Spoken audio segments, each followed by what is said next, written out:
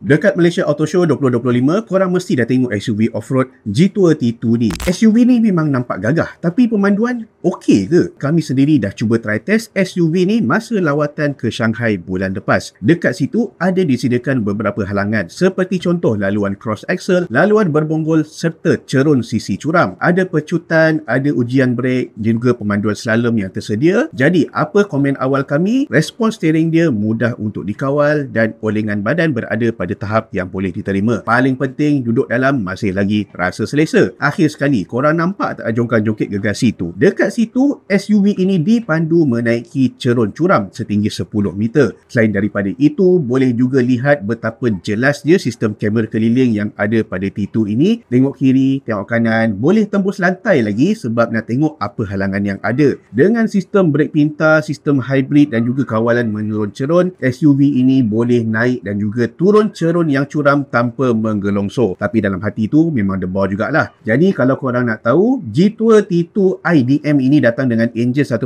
liter je. Tapi sebab ada 3 motor elektrik, kuasa dia boleh cecah 603 HP dan 900 Nm. Untuk pasaran Malaysia, G2 Malaysia dah pun sahkan model T2 ini bakal dilancarkan. Korang suka ke tak dengan G2 T2 ini? Cuba komen sikit dekat bawah, kita orang nak baca.